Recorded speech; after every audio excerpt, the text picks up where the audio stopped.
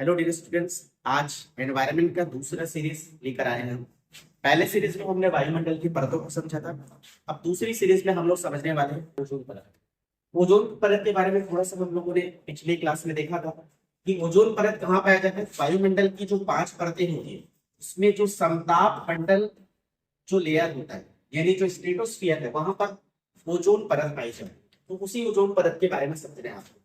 तो ये ओजोन परत क्या होता है, तो सबसे पहले बेसिक बात करते हैं। तो ओजोन यानी O3 ऑक्सीजन के एक समस्थानिक जो कि कहां पर पाया जाता है, तो स्ट्रेटोस्फीयर में लगभग 16 से 50 किलोमीटर की ऊंचाई पर पाया जाता है। ठीक, उसके बाद दूसरी चीज इसका काम क्या होता है, तो सूर्य से आने वाली पराबैंगनी किरणों को ये अवशोषित करता है। अवशोषित करने के कारण क्या होता है, हमारा जो जैव मंडल है इस पराबैंगनी किरणों से सुरक्षित हो जाता है। ठीक, पहले भी देख चुके थे। का मुख्य बिंदु क्या बात की हम लोग कि ओजोन परत का काम क्या होता है, सूर्य प्रकाश से आने वाली पराबैंगनी विकिरणों का अवशोषण करना और अवशोषण करके जैव मंडल को सुरक्षित करना। ये काम होता है ओजोन लेयर का। इसका मतलब ओजोन लेयर हमारे हम जैव मंडल के लिए क्या है, बहुत इंपॉर्टेंट हो गया। इसलिए इस ओजोन परत को कहा जाता है पृथ्वी का सुरक्षा कवच। आगे बात करते हैं। ओजोन परत की उपस्थिति ना होती तो आयनिक पराबैंगनी किरणें पृथ्वी पर पहुंचती तो भयंकर रोग उत्पन्न हो सकता था। क्या क्या रोग हो सकता था, तो जैसे कैंसर, स्किन कैंसर, मोतियाबिंद और असंक्रामक कैंसर आदि रोग उत्पन्न हो सकते थे। इसलिए ओजोन परत जरूरी है ताकि इन हार्मफुल डिसीज से हम बच सके। दूसरा एक इंपॉर्टेंट फैक्ट है, अभी लेटेस्ट पीएससी 2023 में पूछा गया था, ओजोन परत को मापने की इकाई का नाम क्या है, तो इकाई का नाम है डाप्सन। जैसे लंबाई को मीटर में मापा जाता है उसी प्रकार ओजोन परत को मापने के लिए यूज किया जाता है डाप्सन इकाई का। लेटेस्ट पीएससी में पूछा गया तो इंपॉर्टेंट फैक्ट है।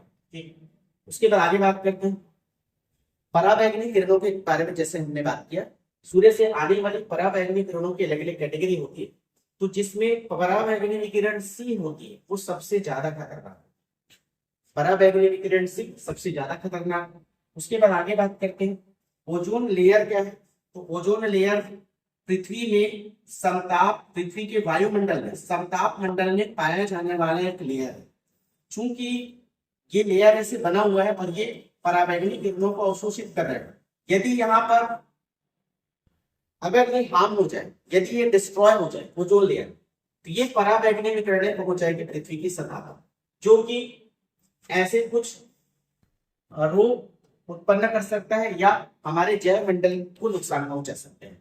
इसलिए ये डिस्ट्रॉय नहीं होना चाहिए। लेकिन 1985 में ओजोन छिद्र की खोज की गई। कहां पर, तो दक्षिणी ध्रुव के अंटार्कटिका के ऊपर ओजोन छिद्र की खोज की गई। यानी ये सोचनीय विषय है। इसी कारण से 1987 में तुरंत एक सम्मेलन का आयोजन किया गया जिसको हम लोग नाम देते हैं मॉन्ट्रियल प्रोटोकॉल।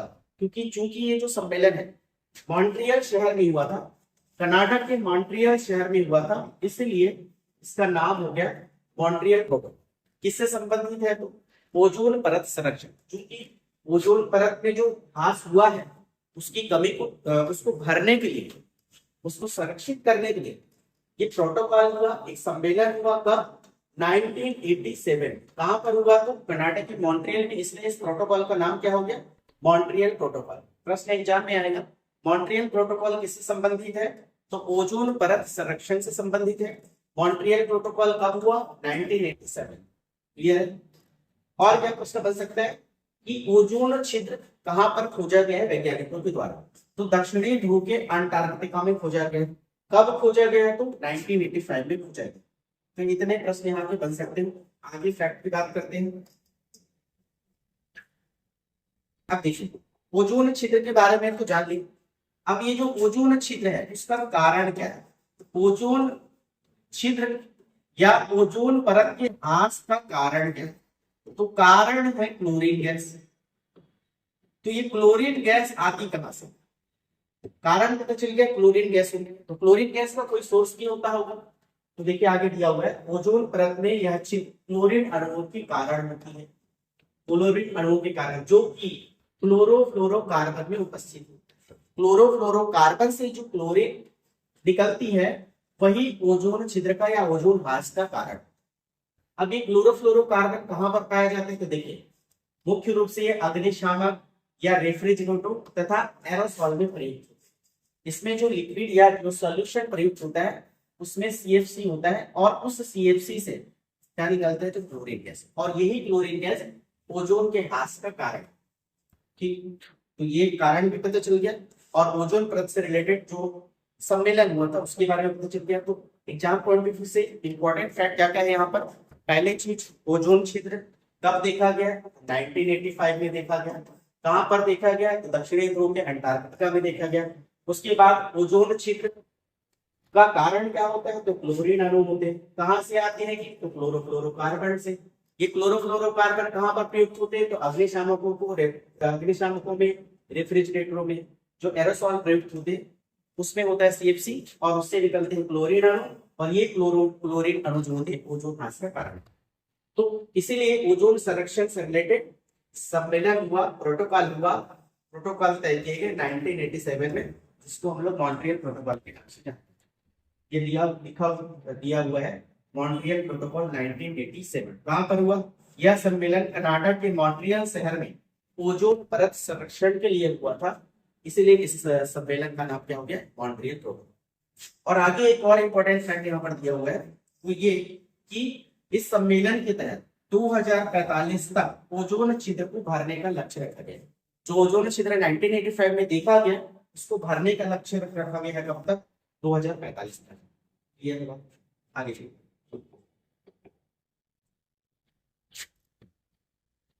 तो ये फैक्ट के सारे फैक्ट, जितने इंपॉर्टेंट फैक्ट हो सकते थे एग्जाम पॉइंट ऑफ व्यू से ओजोन परत से संबंधित, वो सारे फैक्ट यहाँ पर कवर किए गए। प्रीवियस ईयर अगर आप क्वेश्चन पेपर देखोगे इन्हीं से रिलेटेड आपको फैक्ट मिलेंगे। तो ये टॉपिक आपके लिए इंपॉर्टेंट हो सकता है। तो पहला सीरीज भी देखिए, दूसरा भी देखिए, इसके बाद आगे तीसरा भी, इसके आगे का पार्ट आने वाला है और कंटिन्यू ये सीरीज चलता रहेगा जब तक कि आपका एनवायरनमेंट कंप्लीट नहीं होता है तब तक। Thank you.